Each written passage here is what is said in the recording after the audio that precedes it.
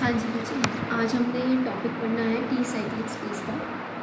देखो, इसके लिए सबसे पहले टी साइक्लिक स्पेस क्या है। टी साइक्लिक स्पेस का मतलब हो गया कि एक ट्रांसफॉर्मेशन है, जैसे ठीक है, from V to V operator बोलो, तो हमने एक तरह से ये देखना है कि हम उसमें साइक्लिक स्पेस कैसे क्रिएट कर सकते हैं। मतलब अगर कोई वेक्टर स्पेस साइक्लिक है तो उसको रिलेटिव टू टी आप साइक्लिक स्पेस कैसे बोलोगे। ठीक है, ये चीज़ें हमने एक तरह से इसमें डिस्कस करनी है। उसको साइक्लिक मॉड्यूल कैसे बनाओगे, ये चीज़ें हमने इसमें एक बार देखनी है। ठीक है, देखो इसमें सबसे पहला एक तरह से डेफिनेशन क्या है। ये डेफिनेशन है बच्चे आपका एफ एक्स मॉड्यूल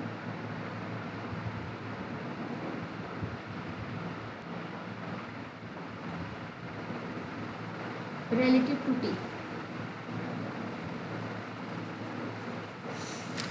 तो उसमें वो बोलता है कि let v be a vector space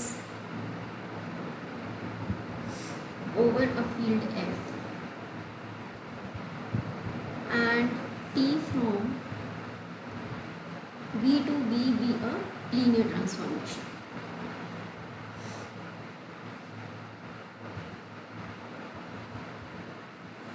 then v is an fx module,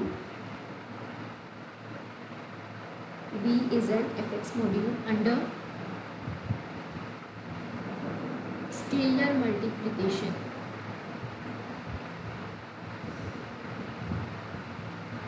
तो इस तरह की fx cross v to v defined as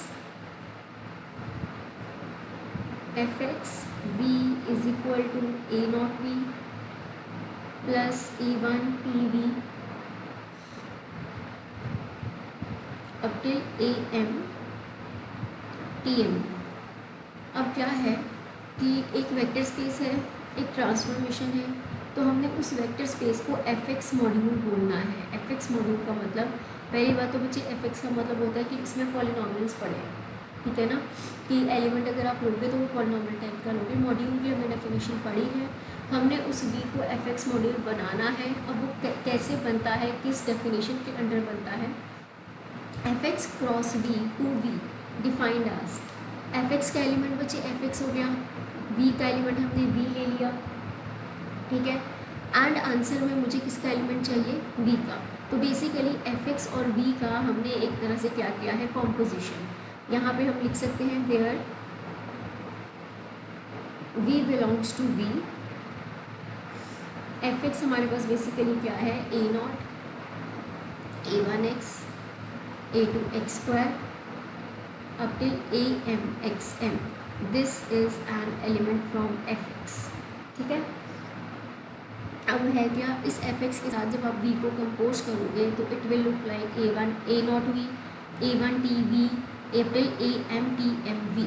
तो इस मल्टीप्लिकेशन के अंडर, इस डेफिनेशन के अंडर आपका जो v है वो fx मॉड्यूल बनता है। ये बच्चे आप वेरीफाई भी कर सकते हो fx मॉड्यूल की डेफिनेशन लगाकर, मॉड्यूल की डेफिनेशन बेसिकली लगाकर। ये सारे वही चीज़ें हैं बच्चे। अब यहाँ पर वेक्टर स्पेस एक तरह से क्या है, या कह लो कि रिंग आपके पास क्या है, एफ एक्स है, और ओवर हम किसके कर रहे हैं, वी के कर रहे हैं। ठीक है, तो जैसे वहाँ पे करते थे वही सेम आपने डेफिनेशन मॉड्यूल की लगानी है। जितने भी हमने 4-5 पॉइंट डिस्कस किए थे, तो आप इस डेफिनेशन के अंडर जब लगाओगे मॉड्यूल को, तो ये आपके पास क्या बनेगा, एफ एक्स मॉड्यूल। तो ये डेफिनेशन आपने ध्यान में रखनी है बच्चे, एफ एक्स मॉड्यूल को, कि आपने किसी पॉलिनॉमियल को वी के ऊपर क्या करना है, ऑपरेट करना है। ठीक है, वी को आपने ऑपरेट करना है। अब ऑब्वियसली अगर ये जो कैपिटल वी है, if capital V is a finite dimensional vector space, अगर यही कैपिटल वी आपका फाइनाइट डायमेंशनल वेक्टर स्पेस हो ओवर द फील्ड एफ, तो वो बोलता है then V is a finitely generated fx module. ठीक है ना, मतलब अगर वो एक फाइनाइटली जनरेटेड वेक्टर स्पेस है तो वो एज एन fx मॉड्यूल भी फाइनाइटली जनरेट करेगा ही करेगा। मतलब आपके पास जो कैपिटल वी है, जो उसका एलिमेंट होगा बच्चे, वो एक तरह से एफ मॉड्यूल के एलिमेंट्स के कॉम्बिनेशन में लिखा जा सकता है। ठीक है,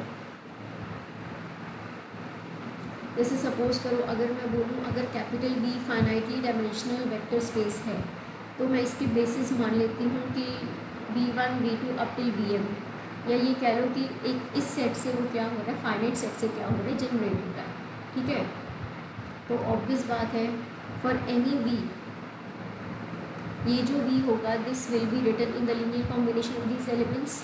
तो मैं इसको लिख सकती हूँ v is equal to a1 v1 a2 v2 up to an vn, where vm, where these ai's will definitely come from f।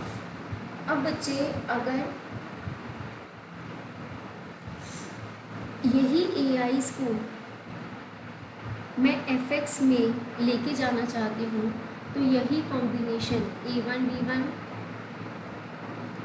a2 v2 up till am vm will look like कि this v is expressed in the linear combination of the elements v1 v2 vm as an fx module।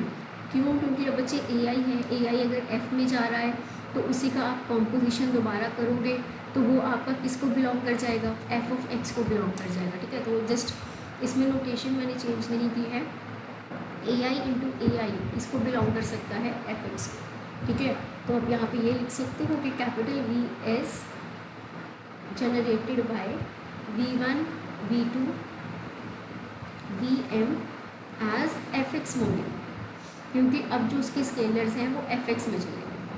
ठीक है, तो बच्चे ये simply एक तरह से notation change करने वाली बात है कि अगर वो फाइनाइटली जनरेटेड वेक्टर स्पेस है तो वो फाइनाइटली जनरेटेड fx मॉड्यूल की ज़रूर हो। ठीक है, और यही डेफिनेशन में जो हमने fx मॉड्यूल v का बच्चे डेफिनेशन किया है, उसी को हम लोग यहाँ पर क्या बोलते हैं, fx module relative to t। मतलब क्या है कि अगर कोई आपके पास एक ट्रांसफॉर्मेशन पड़ी है where v is a vector space over a field f, ठीक है, तो वो बोलता है then fx module v defined as above, जो हमने ऊपर नहीं अभी डिफाइन किया scalar multiplication, defined as above is called fx module relative to t। This definition, इस डेफिनेशन में जो हमने v को डिफाइन किया है, इसी v के कॉरस्पॉन्डिंग हम लोग क्या बोलते हैं कि this is fx module relative to t। ठीक है, सो आपको ये देखना है कि इस डेफिनेशन के अंडर अगर कोई भी वेक्टर स्पेस सब कुछ सेटिस्फाई करता है तो उसको आप क्या बना सकते हो, fx मॉड्यूल बना सकते हो। ठीक है,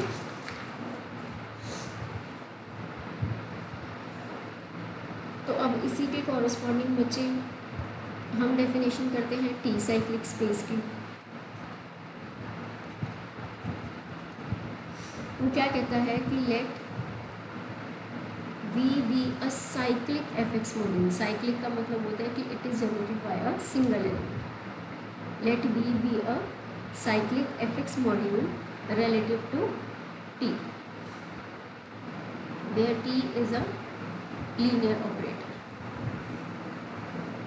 ठीक है, let V be a cyclic, अब इसमें एक साइक्लिक वर्ड ऐड हो गया है कि आपको जो भी fx मॉड्यूल लेना है वो साइक्लिक लेना है, मतलब that module should be generated by a single element. तो वो बोलता है कि then v is a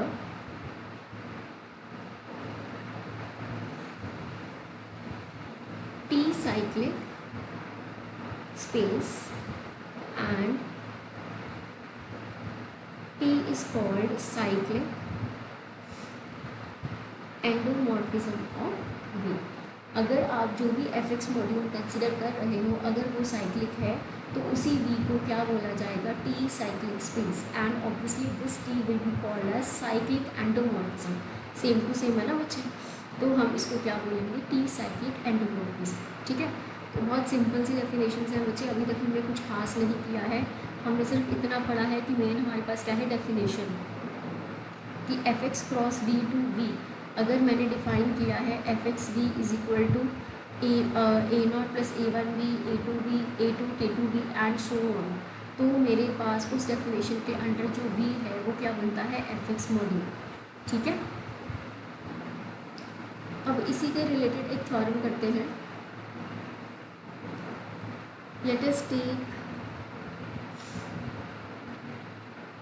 a transformation and W be a subspace of V such that TW is contained in W. TW must be contained in W. तो वो बोलता है then W is a T cycle. W is a T cycle subspace if and only if there exists an element W belonging to capital W such that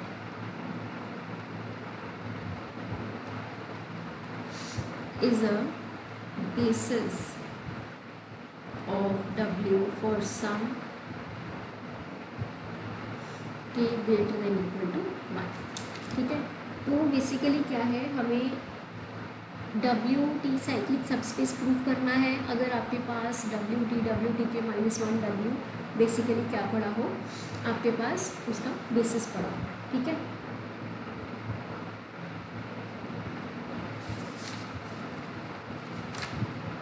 and conversely अगर आपके पास बच्चे ये basis पड़े हैं तो हमें उसको साइक्लिक सबस्पेस प्रूव करना है। ठीक है, मतलब आपको ये प्रूव करना होगा कि that space is generated by a single element. ठीक है, तो इसमें कंडीशन हमने बेसिकली कौन सी यूज़ करनी है, कि डब्ल्यू इज कंटिन्यूड है। देखते हैं इसको बच्चे हमने कैसे प्रूव कैसे करना है।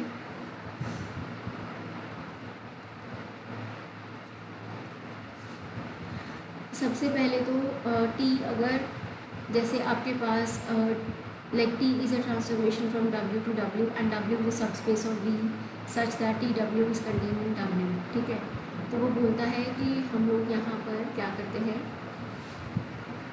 लेट अस से कि V की डायमेंशन n है एंड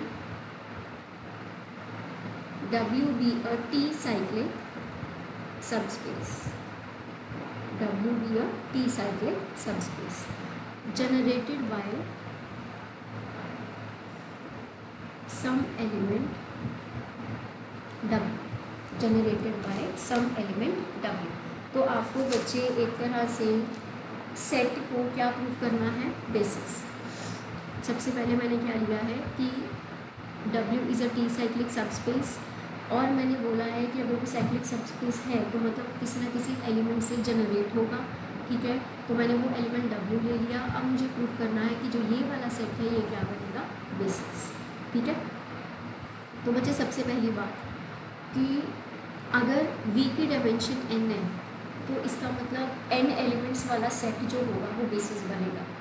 अगर मैं n से ज़्यादा एक एलिमेंट भी ले लूँगी तो वो सेट इंडिपेंडेंट नहीं रहेगा, वो क्या बन जाएगा, डिपेंडेंट। तो सबसे पहले बच्चे मैं ये बोल रही हूँ then this set W TW T2W up till T and W, this contains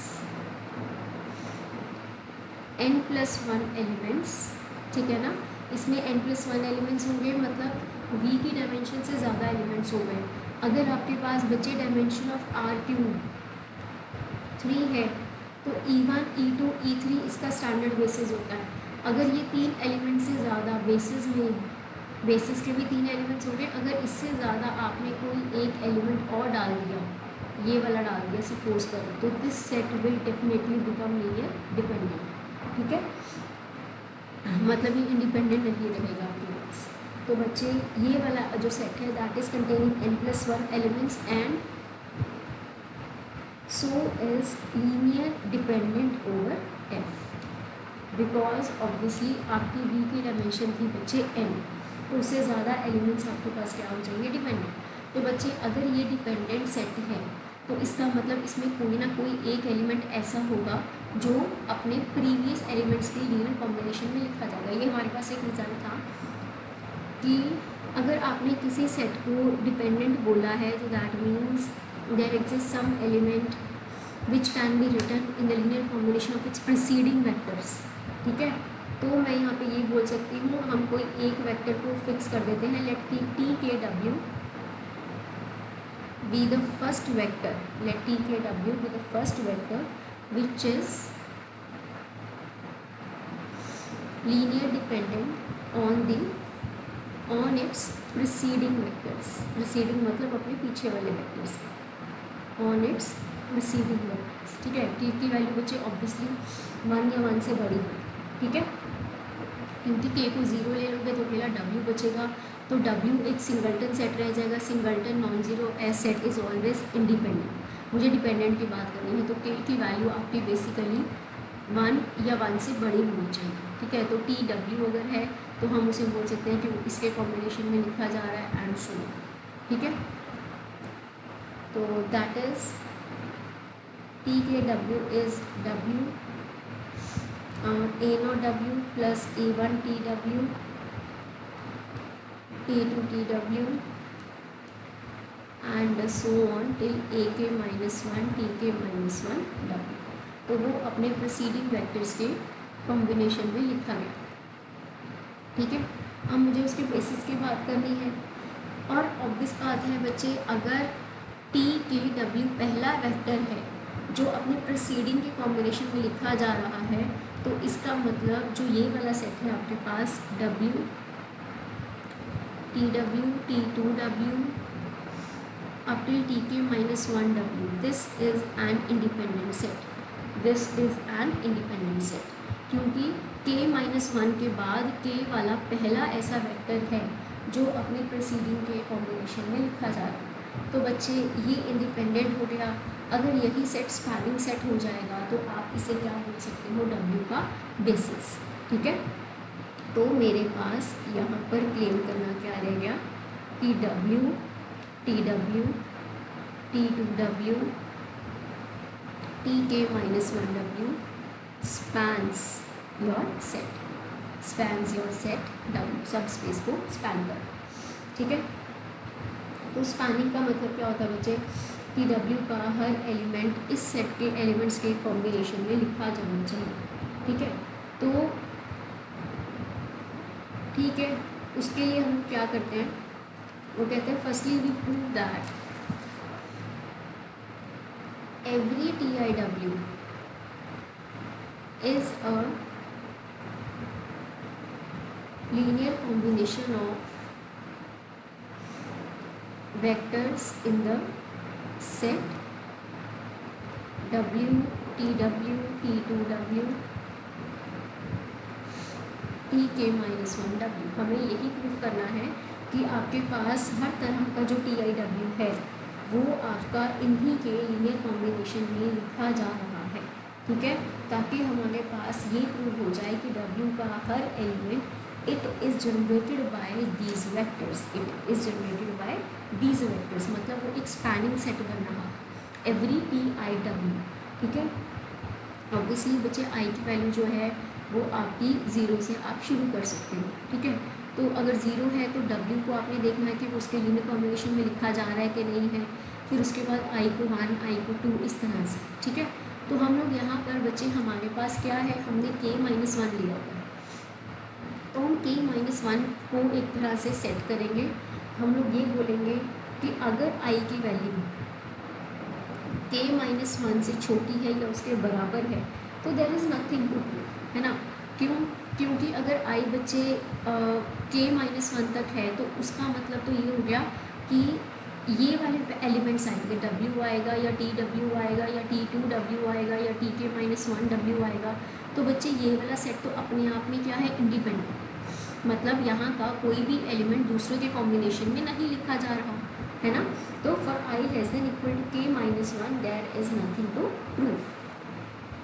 because this set is linearly independent. हमने के को बोला है कि के टी के ऐसा सबसे छोटा या सबसे पहला वेक्टर है जो बाकियों के कॉम्बिनेशन में लिखा जा रहा है, ये बात का ध्यान रखना, ठीक है। तो W T two W T K -1 W तक हमारा सेट क्या था, इंडिपेंडेंट। हमें ये देखना है कि क्या हर तरह का टी आई डब्ल्यू इस वेक्टर्स के लीनियर कॉम्बिनेशन में लिखा जाएगा या नहीं लिखा जाएगा। तो ऑब्वियस बात है बच्चे, अगर आई की वैल्यू के -1 तक है, ठीक है, then there is nothing to do.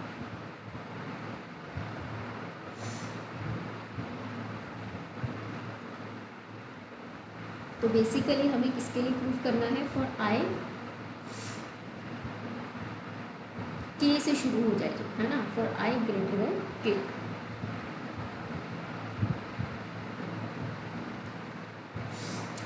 For I greater than equal to K ले लोगे आप यहाँ।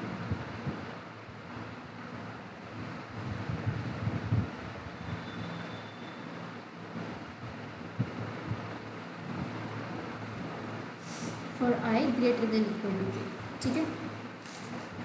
अब let us prove the result by induction. We prove the result by induction on I, ठीक है। तो I की वैल्यू K से स्टार्ट हो रही है बच्चे, for I is equal to K। अगर I की वैल्यू K हुई, अगर I की वैल्यू K हुई मतलब इसकी, तो क्या T K W इनके लीनियर कॉम्बिनेशन में लिखा जा रहा है, ये हमने इक्वेशन नंबर 1 में प्रूव कर दिया, ठीक है। For I is equal to K, result follows from equation number 1 as T K W is written in the linear combination of those vectors A not W, A1 T W,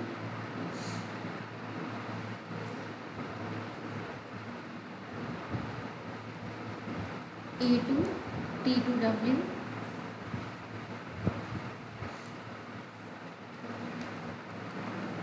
AK -1 TK -1 W, ठीक है। अगर I की value K है तो TK W को बच्चे already उनके linear combination में लिखा जा रहा था, ठीक है। अब हमें बात करनी है अगर I की वैल्यू K से बड़ी है, ठीक है। For I greater than K, अगर I K से बड़ा है, अगर I K से बड़ा है तो बच्चे हमें उसके लिए रिजल्ट प्रूव करना है। तो बेसिकली क्या है, मुझे यूज से इंडक्शन हाइपोथेसिस ही करनी पड़ेगी। तो हम लोग क्या करेंगे बच्चे, हम लोगों को TIW बनाना है, हमें क्या करना है, TIW बनाना है। तो इस इक्वेशन में मुझे TIW कैसे मिलेगा, अगर मैं इस इक्वेशन में TI - K अप्लाई कर दूँ, मुझे बेसिकली TIW के लिए रिजल्ट प्रूव करना है ना, फॉर आई ग्रेटर देन के नाउ, कि K+1 K+2 अगर हो जाए तो क्या बनेगा। तो अब उसमें TIW कैसे लिखा जाएगा, अगर मैं अपनी इक्वेशन नंबर 1 में इसके ऊपर TI - K अप्लाई कर दूँ, TI - K अप्लाई कर दूँ, तो देखो ये कैसे का बन जाएगा आपके पास, apply TI - K on equation 1, TI - K of TKW is equal to TI - K A0 W A1 TW up till AK -1 TK -1 W. So this will look like A0 TI - K W, right, plus A1 TI - K+1 W and AK -1 TI -1 W, है ना, ठीक है। और इधर आपके पास आ जाएगा TIW। तो TIW को मैंने ये वाले एलिमेंट्स के कॉम्बिनेशन में लिख के दे दिया। तो ऑब्वियसली बच्चे बाय इंडक्शन ऑन हाइपोथेसिस, अगर आपके पास I की वैल्यू K से बड़ी है, उसके लिए हम प्रूव कर रहे हैं। I की वैल्यू K या K से कम है तो उसके लिए तो हम लोग रिजल्ट ऑलरेडी प्रूव कर चुके हैं। तो हम लोग यहाँ पर बोल सकते हैं by induction process, by induction hypothesis every element on RHS या ऑल एलिमेंट्स आप लिख सकते हो. All elements on RHS are linear combination of the vectors of the set W, TW, T2W up till Tk-1W, क्योंकि हमारे पास पहली वाली value क्या है i-k. मतलब बेसिकली हम लोग Ti-k, Ti-k+1 इन सब को हम लोग अब ये i से कम वाले वेक्टर्स हो गए, ये लोग i से कम वाले वेक्टर्स हो गए, उसको हम ऊपर अपना प्रूव कर चुके हैं. हमें i के लिए प्रूव करना है ना, उससे कम वालों के लिए हम ऊपर प्रूव कर चुके हैं. तो we know every element on the right hand side will be the linear combination of the elements in the vector. ठीक है, तो इसका मतलब जो TIW है that is a linear combination of the vectors of the set W, TW up till Tk-1W. ठीक है, तो इसका मतलब आपके पास ये वाला सेट कहीं ना कहीं आपके W को क्या कर रहा है, स्पैन कर रहा है. ठीक है, तो अब आपको बेसिकली क्या है, अब आपको इसको अब ईच एलिमेंट को आप कैसे बनाओगे, उसके लिए हमें क्या बोला हुआ है उसने, since W is a cyclic subspace, है ना. उसने बोला ना कि W क्या है, साइक्लिक सबस्पेस है, जनरेटेड बाय, हमने बोला था कि वो किसी ना किसी एक एलिमेंट W से क्या हो रही है, generate. Therefore every element of W is of the type B0, B1x up till Bmxm into W for Bi belonging to F. क्योंकि W क्या है, T साइक्लिक सबस्पेस. W क्या है, T साइक्लिक सबस्पेस. तो T साइक्लिक सबस्पेस मैंने definition पढ़ाई है बच्चे आपको कि कोई भी स्पेस को आप T साइक्लिक सबस्पेस तभी बोलते हो अगर वो पहले साइक्लिक FX मॉड्यूल होगा. तो W basically cyclic FX module अगर है तो जो भी आपके पास एलिमेंट आएगा वो पॉलिनोमियल के कॉम्बिनेशन में जाएगा, है ना, FXW टाइप में. ठीक है, तो मतलब इसी को हम कैसे लिखते हैं, that is of the type B0W plus B1TW, B2 T2W अब की BMTMW. ठीक है ना, for BI belonging to F. But each TIW हमने ऊपर क्या प्रूफ किया है, जो ईच TIW है मतलब ये TW, T2W, TMW, this is a linear combination of vectors of the set W, TW, T2W up till Tk-1W. ठीक है, हमने बेसिकली दोनों बातें प्रूव कर दी हैं बच्चे. हमने सबसे पहले क्या किया था, W को T साइक्लिक सबस्पेस की तरह लेकर चले, वहाँ से हमने V का एक तरह से क्या किया था, इंडिपेंडेंट सेट बनाया था. ठीक है, इंडिपेंडेंट से हमने डिपेंडेंसी बनाई, तो वहाँ से मेरे पास क्या निकला, मेरे पास वहाँ पे एक डिपेंडेंट वेक्टर निकल आया.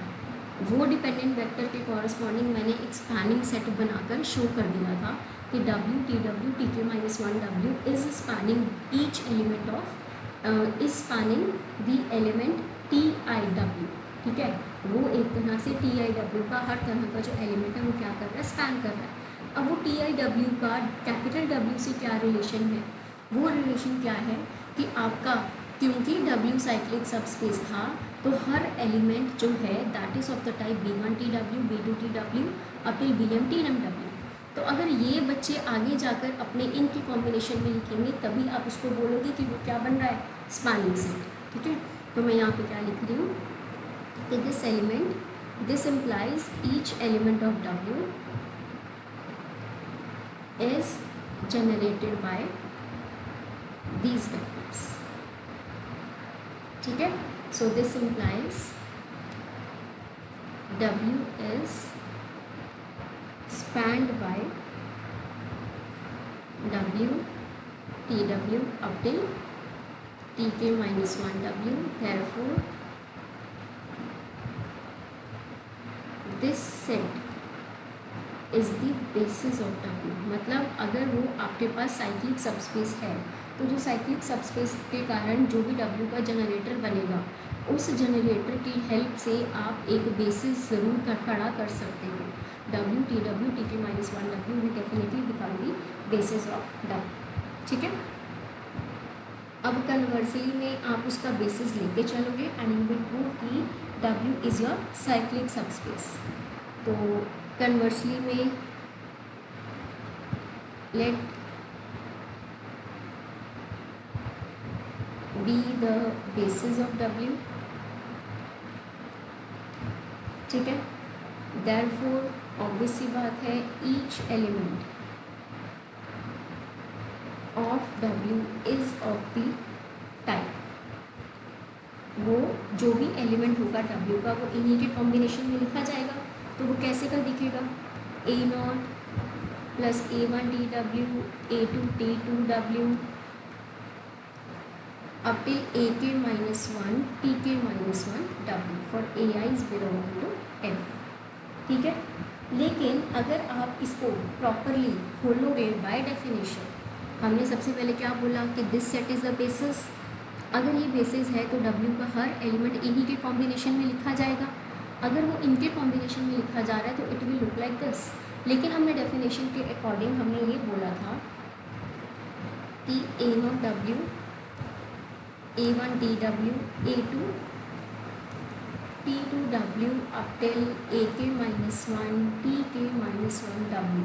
इसको जब आप ब्रेक करते हो या आप अपनी मैपिंग में लिखते हो तो वो किस तरह का दिखता है, A0 A1X up till AK minus 1 XK minus 1 W।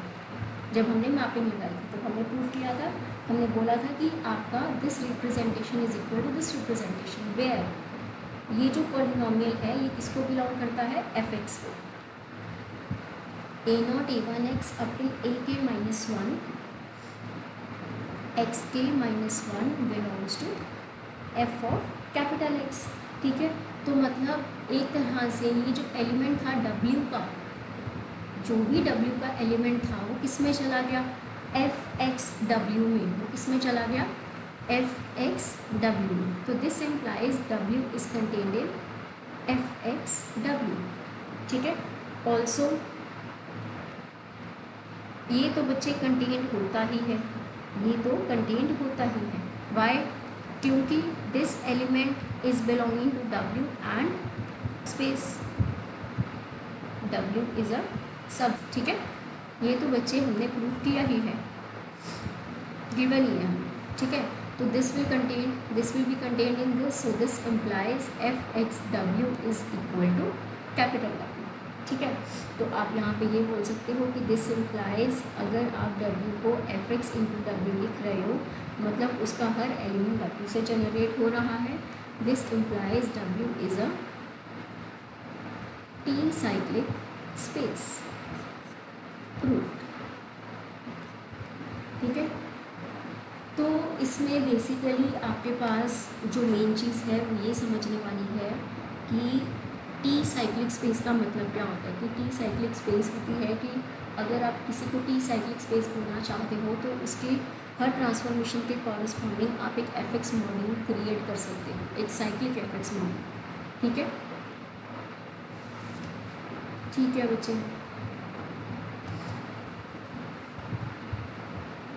अब ऐसे ही एक थ्योरम आपके पास और है जो कंपेनियन मैट्रिक्स से बेसिकली रिलेट करती है। उसकी डेफिनेशन हमने पढ़ी थी बच्चे, हमारे पास पढ़ी है एक ट्रांसफॉर्मेशन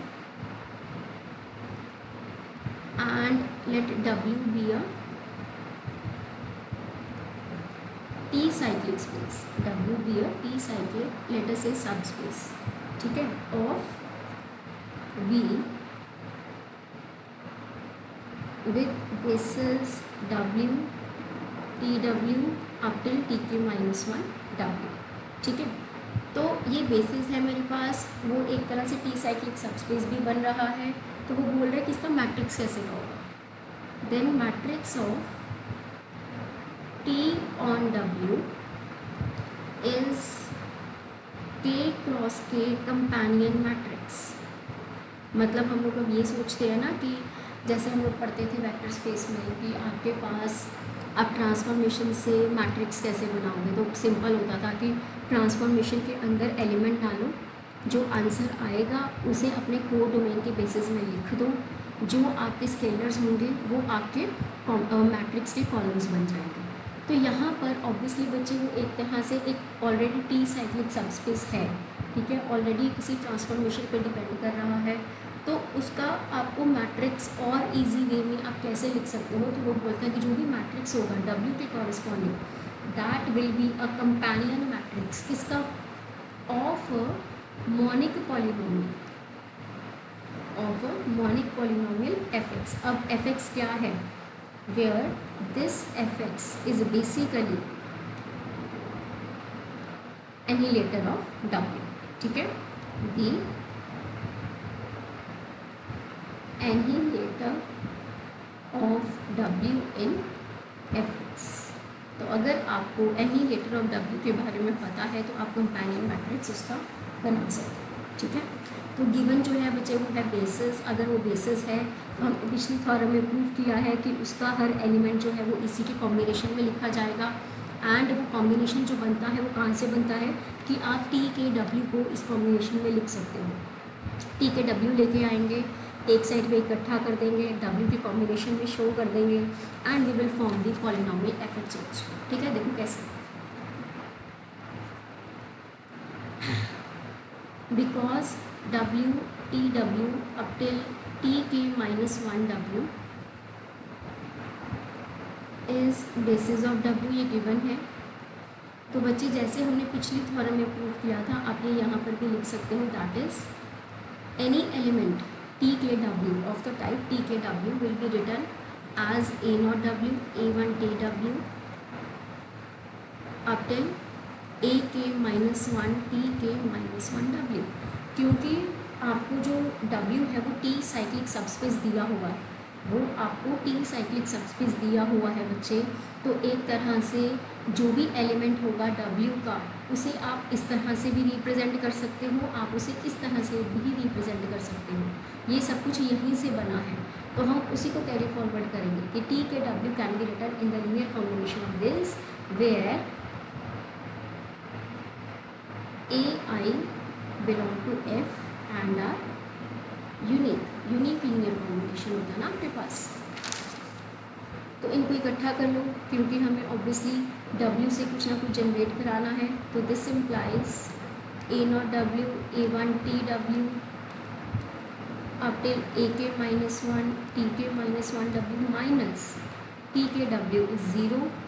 बच्चे आप जब इसमें इसी को रिप्रेजेंट कैसे कर सकते हो, A0 A1x Ak-1 xk-1 minus xk-W। ये हमने रिप्रेजेंटेशन मैंने आपको पीछे भी बता दी है, ये डेफिनेशन के according, the definition that we have done in the very start. ये देखो कि जो भी आपके पास अगर कोई भी मॉड्यूल fx मॉड्यूल बनता है, ठीक है, if any vector space is a fx module, तो बच्चे जो उसका एलिमेंट होगा that will be of the type A0V A1TV AMTMW which is basically equal to fxv। fx क्या है, A0 A1x A2x2 AMX है। तो polynomial is written in the form of T। तो यही डेफिनेशन बार बार अप्लाई कर रहे हैं, ठीक है, ओके। तो हमने इस A0W को पॉलिनोमियल की फॉर्म में लिख दिया, ठीक है। अब कैपिटल fx जो होता है वो हमेशा ही PID होता है, तो दैट मीन्स आपके पास therefore annihilator of W will be generated by single element for some f1x belonging to annihilator of W, ठीक है। तो f1x क्या है, कोई ना कोई पॉलिनोमियल है, हम उसका कोई ना कोई नाम दे देते हैं, ठीक है, फिर वहाँ से हम fx को क्रिएट करेंगे। Annihilator of W is generated by f1 of x। तो लेट अस से कि this f1x is some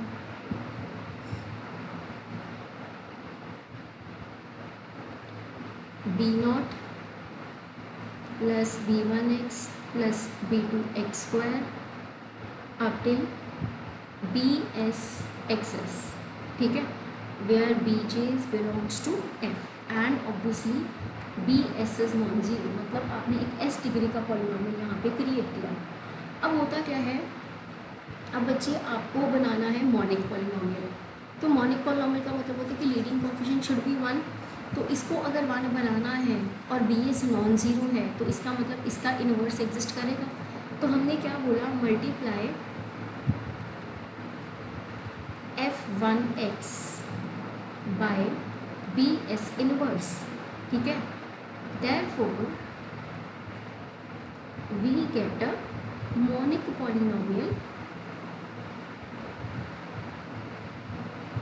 fx की वैल्यू क्या होगी, f1x बी एस इनवर्स, ठीक है, which is an associate, which is an associate बन रहा है ना वो, क्यों, क्योंकि वो उसके साथ कोई ना कोई यूनिट एलिमेंट मल्टीप्लाई होकर कॉम्बिनेशन दिखा रहा है, ठीक है। हम ये बोलते हैं ना a is equal to B into U for some unit u, तो ये जो बी एस इनवर्स है ये इनवर्स एलिमेंट है, मतलब this is a unit element of your field. तो f(x) जो है वो f1x का क्या बन रहा है, sorry not be S inverse, यहाँ पे क्या आएगा f1x, ठीक है। तो हम यहाँ पे ये लिख सकते हैं, let f(x) is equal to c0 plus c1x plus cs minus xs minus 1 up till cs, sorry xs, ठीक है। ये देखो यहाँ पर आएगा ना b0 into B S inverse, उसको मैंने c0 नाम दे दिया, b1 बी एस इनवर्स उसको मैंने c1 नाम दे दिया, और ये यहाँ पर आपके पास होना चाहिए तो xs आ जाएगा। ये आपके पास एक नया पॉलिनोमियल है, ठीक है। अब ये हमने डेफिनेशन बच्चे चलाई थी किसकी, fx की, एनी लेटर ऑफ w की। अब हमने यहाँ पर अपनी इक्वेशन छोड़ी हुई थी। अब एक तरह से ये इक्वेशन क्या बोल रही है कि ये एक ऐसा पॉलिनोमियल है जो w के साथ कंपोज होकर ज़ीरो हो रहा है, मतलब w इस पॉलिनोमियल को एनिलेट कर रहा है, ख़त्म कर रहा है। तो this polynomial will belong to any letter of w। अब कनेक्शन बन रहा है ना, ठीक है। तो मैंने क्या किया, मैंने इस पॉलिनोमियल को अब दोबारा उठा,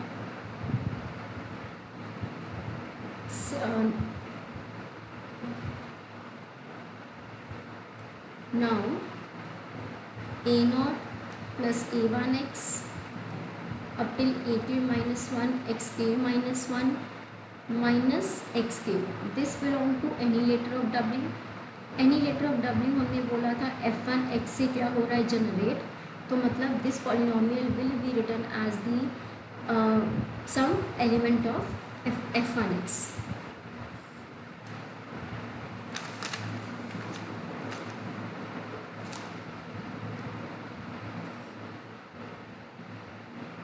हाँ, आप ये भी बोल सकते हो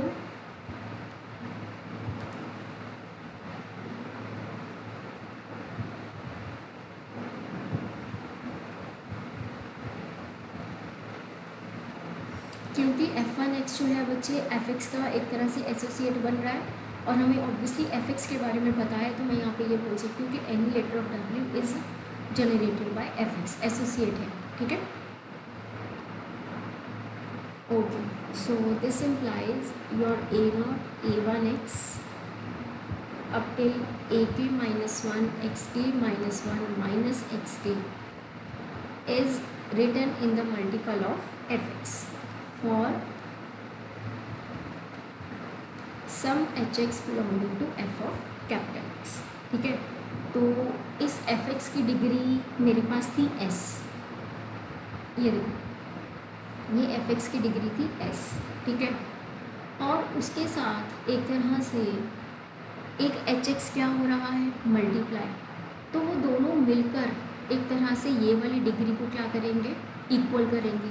तो यहाँ से इतना पता लग रहा है कि k is greater than equal to degree of fx which is equal to s, that is k is greater than equal to s।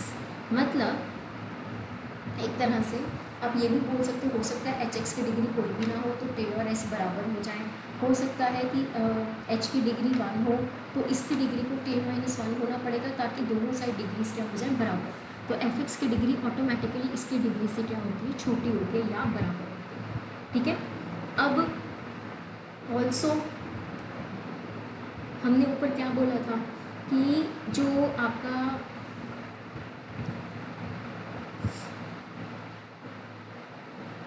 f1x है वो एनीलेटर ऑफ w का एलिमेंट है। तो ऑब्वियस सी बात है बच्चे, जो fx है वो भी एनीलेटर ऑफ w का एलिमेंट बनेगा, है ना। तो fx को भी w क्या कर रहा है, एनीलेट। fx को भी w क्या कर रहा है, एनीलेट। fx क्या था, c0 c1x up till cs minus 1 xs minus 1 plus xs of w is equal to 0। आप जब इसको खोलोगे तो वो किस तरह से दिखेगा, c0 w c1t w cs minus 1 ts minus 1 w plus ts w equal to 0। अब यही ts w को मैंने लीनियर कॉम्बिनेशन में लिख दिया किसके, माइनस c0 w माइनस, इसको शिफ्ट कर दो दूसरी side, c1t w minus cs minus 1 ts minus 1 w। तो ये हमारा एक तरह से जो हमने ऊपर कॉम्बिनेशन बनाया था बच्चे उसी की फॉर्म में दिख रहा है। तो इसका मतलब ये जो ts w है that is a linear combination of the vectors of the set w t w up till ts minus 1 w। ये जो ts w है ये इन वेक्टर्स के कॉम्बिनेशन में लिखा जा रहा है, ठीक है। और दूसरी बात ध्यान से सुनो, स्टार्टिंग में हमने ऑलरेडी बोला था कि w t w t k minus 1 w वो बेसिस है, मतलब k माइनस 1 तक जो एलिमेंट्स वाला सेट था वो ऑलरेडी क्या है, बेसिस है। अगर वो वाला सेट बेसिस है तो उससे ज़्यादा एलिमेंट्स जो भी होंगे वो क्या बनेंगे, एक तरह से आपके पास डिपेंडेंट सेट। तो बच्चे यहाँ से ये क्लियर होता है कि जो s है वो k या k से बड़ा है। दोबारा सुनो, w t w t k minus 1 w को हमने स्टार्टिंग में बेसिस बोला था, ठीक है। मतलब क्या था कि हर तरह का t k w टाइप का एलिमेंट इनके कॉम्बिनेशन में लिखा जा रहा है। अगर ये बेसिस है तो ये जो k माइनस 1 तक के एलिमेंट्स हैं उसके बाद अगर कोई भी एलिमेंट आप डालते हो तो वो एलिमेंट आपके पास डिपेंडेंसी में चला जाएगा। तो ये वाला s माइनस 1 या तो k माइनस 1 के बराबर होगा या उससे ज़्यादा होगा। तो अगर s minus 1 is greater than equal to k minus 1 तो s is greater than equal to k। तो देयरफॉर फ्रॉम 2 and 3 s और k दोनों क्या हो गए, बराबर। s और k दोनों क्या हो गए, बराबर। तो अब आ जाओ इसी पे, देखो मैंने क्या बोला था कि ये दोनों मिलकर k बना रहे हैं, तो हो सकता है एच एक्स की डिग्री कुछ भी ना हो। तो यहाँ पर बच्चे एफ एक्स की डिग्री जो कि थी s, ठीक है, वो आपके पास a के बराबर आ गई है। तो एच एक्स की डिग्री कोई भी नहीं होगी, एच एक्स की डिग्री कोई नहीं है, इसका मतलब आपके पास, इसको हम इक्वेशन नंबर दे देते हैं, रोमन में दे देते हैं 1, ठीक है। So from equation number 1 your degree of H X is 0, मतलब H X is a constant polynomial, ठीक है। तो therefore a0 a1x ak minus 1 xk minus 1 minus xk is equal to c into fx where c is obviously a scalar, ठीक है। अब अगर हम दोनों साइड कोफिशिएंट्स को कंपेयर करें, comparing coefficients of xk on both sides, ये जो fx था बच्चे आपके पास, fx आपके पास क्या था, c0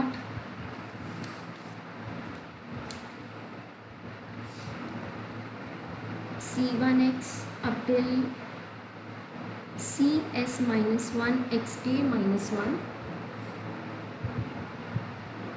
x S minus one plus x S, ये था ना। तो एक्स के और एक्स एस तो सेम हो गए, आप यहाँ पर के लगा सकते हो। तो एक्स के अगर कॉफिशिएंट दोनों साइड आप कंपेयर करोगे तो इधर माइनस वन है, इधर क्या बनेगा माइनस सॉरी इधर आपके पास माइनस वन है, इधर क्या है c. We get c equal to one. अब यहाँ पर के माइनस वन निकाल लो क्योंकि वो दोनों बराबर हो गए ना एस और के। तो this is x K minus one plus X के, तो सी की वैल्यू वन आ गई।